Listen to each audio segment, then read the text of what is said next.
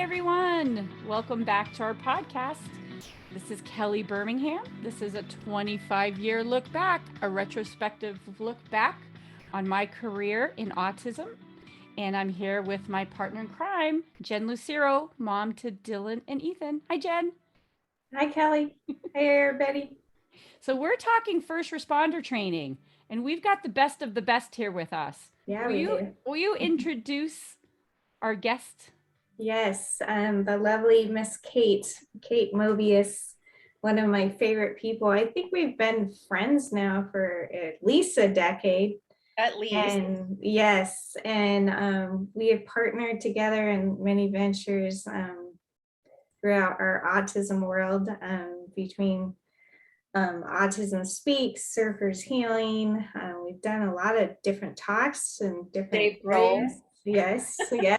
And I just have such respect for you, and I've learned a lot from you, especially when it comes to working with first responders. And in my new role as Special Olympics, I work really closely with law enforcement, and I've kind of taken a lot that I've learned from you to implement, like trying to build relationships and understanding about our kiddos. So why don't you again let us know, what all the wonderful things that you do, and then we can talk about safety. Sure. Well, thank you for that lovely introduction. First and foremost, I am the mom to two wonderful boys. It's never boring in our house, I will tell you that.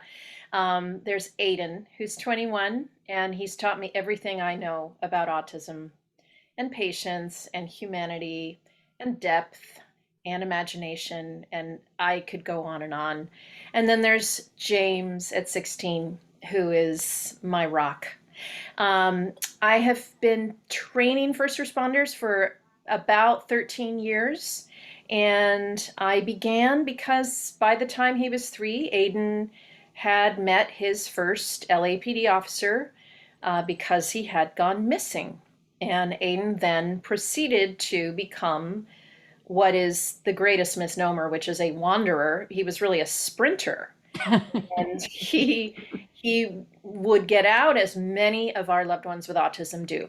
And that was a behavior that he engaged in quite a lot. And we worked with him on it extensively and continue to work with him on it. He had his last major incident, which was really a very, very frightening incident in 2014. And I always knock wood when I say that, because for our loved ones with autism, you can never say really that any behavior is over or done or outgrown, Right. Because autism is just not a linear kind of existence, and I know that Aiden is a kinesthetic, athletic guy. He's amazing out on the water, as Yes, you know, he is. he's healing, and he likes to move. And it's very frustrating for him because he has extremely limited language skills. And I think moving for him is this great form of expression. And all of this is to say that for first responders who arrive on scene, for an individual who has autism or perhaps another kind of developmental disability or Alzheimer's or dementia, to expect those first responders to understand how to communicate with that individual, how to get an identification, how to de-escalate that individual is way above and beyond the information that these first responders typically get when they're trained. So I created this program because I thought, well, next time Aiden goes missing, now this was 13 years ago, I really want officers arriving on scene to understand better how to make him safe, and by extension, the community safe, and by extension, themselves safe. Because as our guys and gals grow, and Aiden is now an adult, the stakes really get higher. They really get higher for this population when, if and when they have interactions with first responders. Things can go sideways very fast because our loved ones don't typically have any kind of visual sign of a disability. And I always say at the start of my trainings, autism is an invisible disability. There's no special look to autism. There are no facial features. There's no wheelchair. There's no cane. Our loved ones look fantastic.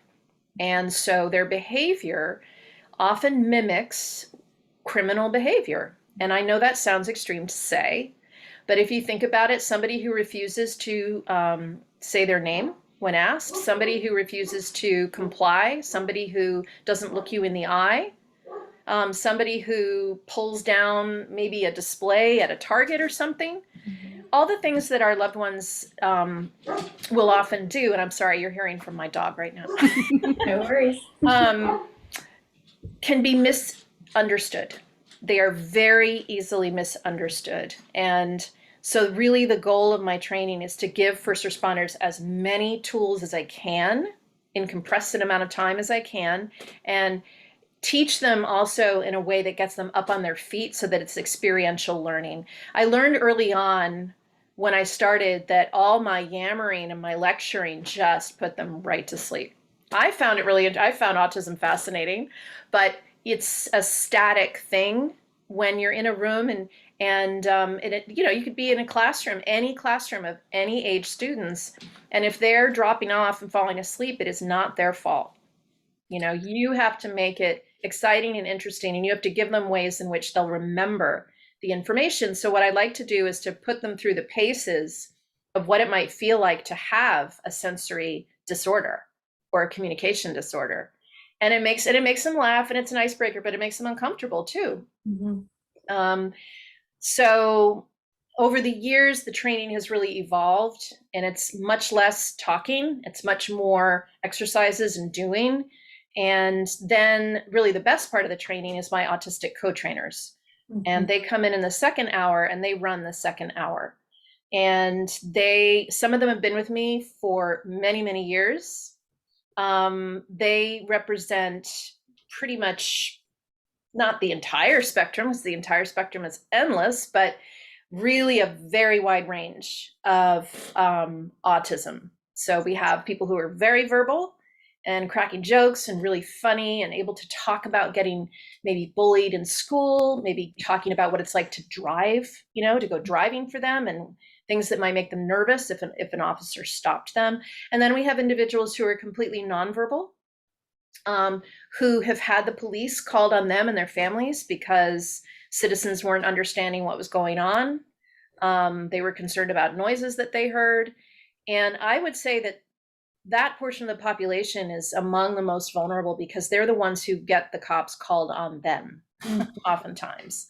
So we also then have our guys in the middle of the spectrum who are verbal and like to talk, and they may script, they may enact like a SpongeBob episode for the first responders who are present. So all the different ways that autism can present are brought to the table. And I think that's really important for first responders, because when you ask, have you met somebody with autism? They might say, yeah, my niece has autism, but she's doing great.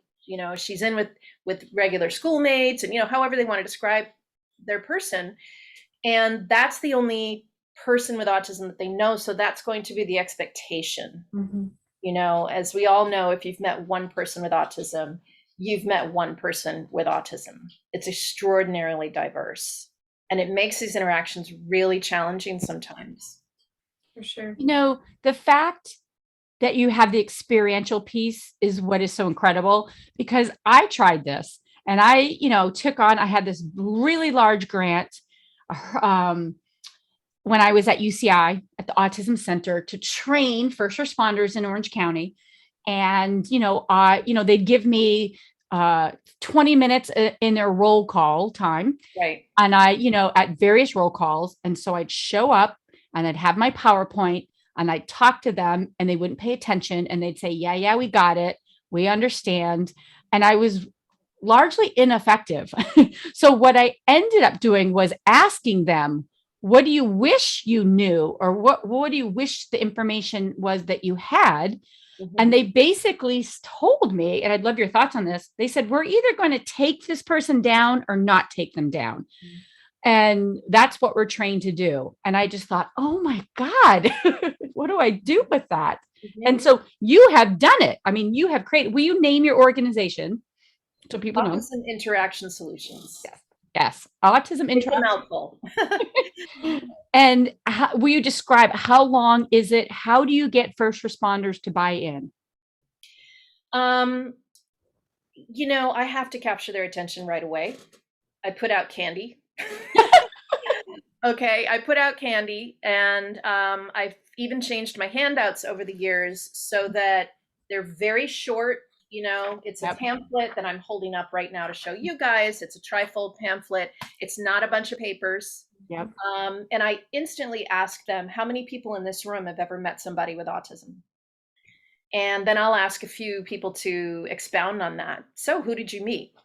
And sometimes I'll phrase it into two questions. I'll say, has anyone ever had an encounter in the field with somebody with autism? And can you please describe that? Great question. And then the second question I'll ask is, how many people in this room personally know somebody with autism? And a really striking thing is that when I started this training 13 years ago, I might get one hand, and now it's at least 2/3 of the room. Wow. And I'll say to them, this is why we're standing here. We're standing here because autism affects 1 in 154 individuals. When my son was diagnosed, it was 1 in 166. And they start to really, really listen to this. And I say, you are very likely to encounter somebody with autism or a developmental disability when you're working. So I try to instantly engage them. And I talk to them then about Aiden and his incident, where it was a critical missing. He was gone for 3 hours in Highland Park at night. Wow. Showed up with no clothes at a major intersection, was hospitalized as a John Doe because my 911 call crisscrossed. And they refused to tell me anything about him until they could check me out, which I understand now. But they couldn't tell me whether he was alive or dead for 20 minutes. So for 20 minutes, I stood outside of the house. And I didn't know. I knew that they had picked him up and hospitalized him. And I said to the dispatcher, can you tell me if he's alive? And she said, I can't. Wow. So, and that's what I start with. And I say, you know, it all ended happily. It all ended well, but it was the worst day of my life. It was terrifying. And I think that the more personal you can make it, and I've done away with all PowerPoint, by the way. Yeah. There's nothing going on behind me. Yep. There are no pictures. I do think PowerPoint and pictures and little films can be used really, really well. But I just find that for me personally, it's my style to just get them on their feet and to move a lot. It's a very active 1 hour, and I've kept it to 1 hour. If it goes beyond 1 hour, you know, it's too much. And then at the end of the hour, I give them a quiz. And it's fun. I give them this quiz, and I give them these glasses. Okay, so these are like the glasses you'd get at a rave, right?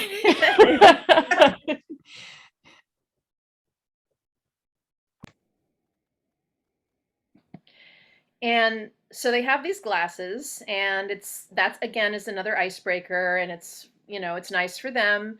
And then I say to them, you're going to start this quiz, but first you're going to put your pen in your opposite hand and go. Awesome. And the minute that the glasses are like a rave. So is it hard to see? Yeah, it's just a distractor. So everything Nice. looks like it's covered in rainbows, right? And Into then the rave. Okay. that's right. And then they are trying to write with their opposite hand. And I have questions like, you know, draw an octagon. What does NBA stand for? Who was the first president of the United States? This is a 5th grade general knowledge quiz, actually. But what it means is they have to spend time trying to write the answers. And at the same time, I have my other colleagues from the MET team, because I generally work with the LA Sheriff's Department MET team, which is the mental evaluation team. They're awesome. And they run around ringing cowbells and banging on desks. And I stand at the front with a little transistor radio held up to the mic, because we have a mic, and I just play static, and then I change the station and it might go to a religious station, and then I change the station and it might go to top 40. So there's just a lot going on. And then in the meantime, I also keep saying into the mic, okay, you should be almost done. You should be almost done. You should be at least halfway there. And please raise your hand when you're done. So I'm putting a lot of pressure on them. Once the hands start coming up, we stop and I ask them, what's the hardest thing about what you just went through? And almost always they say it was really hard writing with another hand. And it's really interesting when I ask them, why was it so hard to write with your opposite hand, if you could break it down? And they say, because it hurt my brain. It was physically uncomfortable. I couldn't get the information out. Like, what does this sound like? It sounds a little bit like what our loved ones go through every day, right? For sure. And then I asked them, what if the results of this quiz would affect your pay grade? What if you were being graded by people who didn't care about the fact that you were given enormous challenges, and your grades were then going to either get you further or not? And, it's an obvious question. Wow. But I keep trying to put them inside the skin of somebody who has all that information trapped inside of them and they can't get it out, or somebody who's being pressured and pressured and pressured. And they, again, can't really get out information that they should very easily be able to get out. Yeah. Because I think that giving people that opportunity for empathy is very powerful. I think that's the stuff that sticks with them. Definitely. So I've seen you in action so many times through the years, and there's three different, they're all amazing, but there's three different times and totally different settings that really made an impact on me as a parent, and just learning and seeing how everybody reacts to what you do. One was one of the first times, and I think it was early on when you were doing this, it was with first responders, with law enforcement. I think it was in Redondo Beach. And I was really struck by how you did present, and that I remember that you had different scenarios in place. And so you did like 4 different stories. You did have supporters that were on the spectrum there to answer as well. So you would ask the first responders, like, hey, this is happening, what should you do? And I thought it was great because they would have answers, and then our friends that were on the spectrum would be like, nope, and then they would say like what it was like for them and how they think they should respond. And I saw both the first responders just like have their aha moments. As a parent, I was just so blown away and inspired because, at that time, Dylan was really young. He was really aggressive. He was having so many behaviors. And I think for all of us as a parent, as a family member, there's always that fear of like, what is going to happen, especially if you're out in public, and like, how is the general population going to react, but also what if I'm ever in a situation where, and we all have probably been there where law enforcement or first responders are called. Yep. And like, how are they going to react? And so that was one.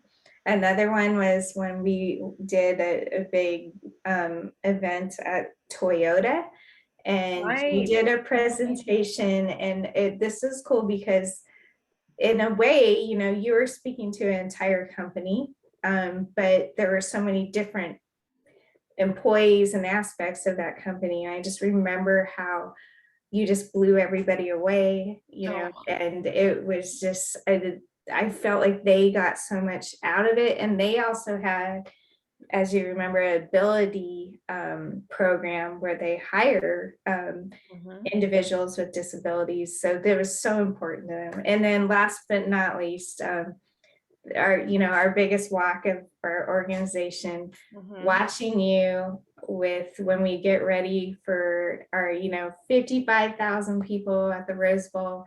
We have hundreds of first responders, whether it's police, fire, EMT, security, you name it.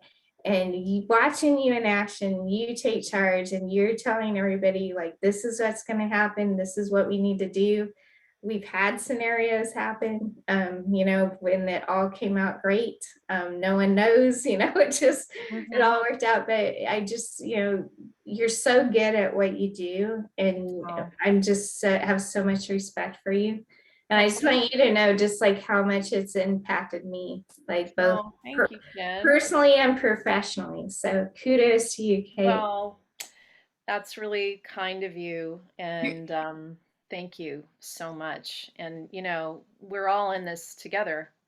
We are raising our loved ones together, and we have to. We just have to. I mean, so much of this is about community building. Mhm. You know, whether it's moms, dads, families, it really starts with that. I mean, I don't know about you, but I don't know what I would have done in those early days when I knew nothing Yeah. if it hadn't been for other moms. And Definitely. we're kind of like a sleeper group, I think, Mhm. because, you know, we're not the three of us and then a bunch of us that are in our tribe. We're not out there showy, splashing, trying to be famous. Like I know some folks are, frankly. But between Jen and Kate, the two of you, the thousands of families you've impacted and first responders you've impacted is incredible, by the way, with all the work that you've done. What I really would love to hear, Kate, what are one of those scenarios you put in front of the police office or first responders? If you can think back, like what's a scenario? What's a scenario you posed them with? Well, you know, there's two that come to mind right away because they're so different Uh-huh. and it requires really, really different responses. So, one is a scenario in which a young child is found in a diaper by the side of the highway Oh, wow. and they're nonverbal. Wow. And the another scenario is where a young adult has the cops called on her. Mhm. She's in an Apple store and she's having a lot of trouble and she's having what we know is a meltdown. She's Yeah. having a sensory meltdown and she's got a backpack on and she's pounding her own head and she is really, really stuck and she doesn't have a caregiver with her because she is able to be out and about on her own. And those two individuals couldn't be more different, but they couldn't also be at more risk. They are at grave risk, both of those people, Yeah. right? Yeah. And so, you know, really at the bottom line is that I'm asking first responders to shift their expectations and to get out of that black and white mindset of, you know, I'm either going to take you down or I'm not. Right. Exactly. Here's the thing. No first responder wants to come home and say to their family that they had to use force with an individual with a disability. Mhm. None of them. Nobody. It's a bad story. It's a bad ending. It changes people's lives for the worse. What they would love to be what? What a quote. I just wrote that down. Oh, Mhm. but what they would love to do, and I've seen it over and over again when people share stories with me, first responders share stories with me, is to tell a story that's successful with a Mhm. complex individual that they had on a call.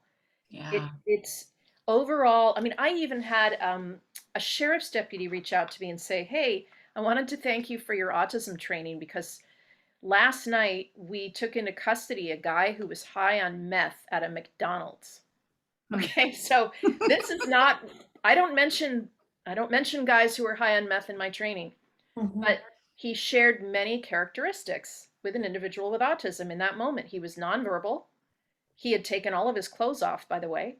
Mhm. He was unable to respond. And so they did what I tell them, what I say to the first responders in the room at the outset is I'll say there's one if there's one thing you take away from this training today. Okay, if you screen everything else out, fine. This is the one thing. Okay. Time is your friend. Time is the greatest tool you have in 99% of these situations. Obviously, it's off the table sometimes, okay? But taking your time and not just rushing in is going to really help the outcome. And it's really going to help you to stay safe, Mhm. you know, because really first responder safety is very important too, Yeah. right? Yeah. And I had one young guy share with me a story where he was on a school bus. He was called because a teenage girl with nonverbal autism had a very violent meltdown on a school bus. So they cleared out the bus, Yeah. and he sat with her for 6 hours, and Whoa. she de-escalated, and he was so happy. And of course, her family was so grateful, and she too. Yeah. You know, to have somebody who's patient and listening and just sort of remaining kind of open to the situation. And yes, you know, I mean, this is an armed individual who comes to these Right. calls. Right. So this is not a social worker. Right. This is, you know, we should have more social workers. We should have more non-law enforcement options. But this is a situation where you have a bus driver who's in crisis, calls 911. Mm-hmm. And, you know, it would be great if we could have another system, definitely. But this was just a young deputy who showed up and took a lot of time. So time is really important. And also shifting their expectations about what constitutes non-compliant behavior, because non-compliance is a signal of rudeness, disrespect. It's all these things can really, really escalate a situation with law enforcement or with Absolutely. first responders, Mhm. but mainly with law enforcement. Yeah. And let's take that disrespect piece out, because this isn't about not respecting you. This isn't about the person willfully non-complying, not complying. And once they meet the my autistic co-trainers, they really get it. They really see how this is just a different way of being. It may seem, you know, to someone who's never met somebody like them, it may seem odd. It may seem awkward because you ask them a question and they're not going to answer right away, or maybe they'll never answer. But it's not disrespect. Mm-hmm. And it's not hiding some kind of criminal intent. Because that's the other thing, is if you're called to a scene and you're trying to get someone's name and they're not giving you their name, or it takes them 20 seconds to give you their name. Right. I always say, what does that indicate to you, first responders? What do you think's happening there if you're in the field and someone takes 20 seconds to give you their name? They're lying. They're trying to come up with a different name. They're being disrespectful. So we talk a lot about that, and how, yes, that's the case, certainly in many situations. Okay. But with this population, this is going to be a behavior that you're very likely to see. So actually, this might set off a little bell in your heads like, oh, this could be autism or a developmental difference. And how do you help them, you know, make that differentiation on the spot? And this is clearly one where I failed as a trainer. And I think a lot of people fail as a trainer because we do the whole thing, you know, you can't tell physically and you can't tell this way. But how do you help with that differentiation? I think, you know, every case is so different, right? And Right. things can happen very fast. And if the first responder does not have the information going in, they're at a great disadvantage, right? Right. So if they don't have the information going in, I give them as many possible symptoms. I give them these little wallet cards, by the way. Okay. This is what I mean when I try to make the information really user friendly. Yeah. So it's I'm a wallet. I'm not going to load them down with like, okay, here are your handouts, right? So what does the wallet card say for our listeners? Well, it's got on one side, identifying autism. Okay. And I have, you know, again, I can't put everything on a card about how to identify autism. Right. There's no way. There's absolutely no way. But, you know, everything from no fear of danger, may run into traffic, may run into water, to echolalia, lack of facial expression or exaggerated facial expression, no eye contact or way too much eye contact, which would be the case for my son. My son would be all over them, smelling them, staring into their eyes, you know, so I just try to give them, and what I do say to them is, look, I can't give you every single scenario. I can only provide you with a variety of possible tools, a variety of possible features of autism and developmental disability. And then it's really up to you, you know, as with your experience and so forth, to to use them.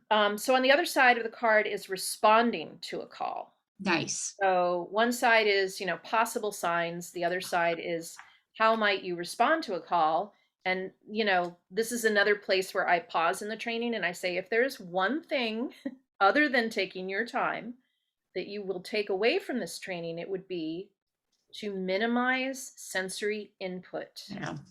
as long as it's tactically permissible and safe for you.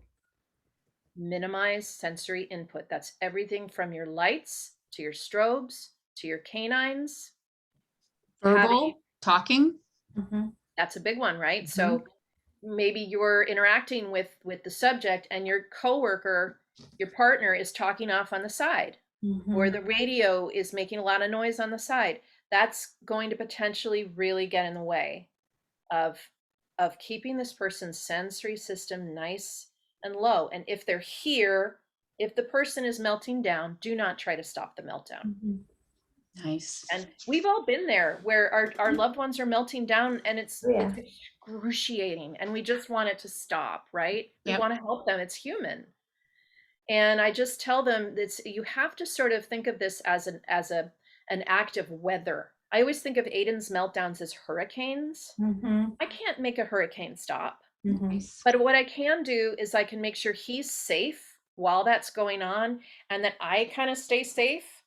I'm not going to get right in front of his face and say, hey, buddy, that's a mistake because he might lash out at me. It's the last thing he wants to do. Aiden is not at all aggressive, but his body will lash out when he's undergoing that kind of fight or flight. Yeah. So I try to explain to them, if you tell someone no or stop or quit it, it's most likely it's not going to work, A, and B, it'll probably escalate the situation. And then you combine that with your experiential training component so that they hear from your trainers and then they have to try it themselves. Wow, that's magic. Yeah. Well, what's hopeful, what's very hopeful is that I really see that information kind of wave. I see the knowledge. It's I'm going to sound like I'm like speaking in complete abstracts here, but it's seeing the light go on, I guess, in the eyes of the people in that room. Yeah. And there's a change from point A to point B. Yeah. By the end of the class. And and we're talking a really wide range of people. We're talking old timers, we're talking really young people, we're talking people who have autistic loved ones themselves. And when they meet my co-trainers, you could hear a pin drop. Yeah. They are riveted. They're just riveted. I bet. And I know a lot of ABA providers, BCBAs, people, we all go out and try to do this kind of training. And any training is great. I'm not minimizing that. But what you've just described is the gold standard. Well, in training. So in our session notes, we'll be sure to include, for this podcast, we'll be sure to include your website. Well, thank you. One of my really easy, simple goals is to make first responder training a requirement in the state of California. Yeah. Good luck with that. But it actually just happened in, I've just printed out, I think it was in Utah. Utah is very different from California, but special needs training for law enforcement amendments. So this just passed in the state of Utah. Wow. So it requires peace officer training to include training on autism spectrum disorder and other mental illnesses. Why can't we do this here? I mean, yes, California is its own nation. Right. But I think it would be great if we could make that a requirement. And obviously we'd have to provide, the funds for that. I mean, this is where it gets tricky, but. If anyone's going to do it, it's us, you guys. So it sounds like we've got a plan. Yeah. Well, thank you guys so much for this, Kate. Oh my gosh. I know you've been on a podcast many times. We'll be back again soon, but thank you for all this great information. You're so welcome. Thank you, Kate. Love you. I love you too.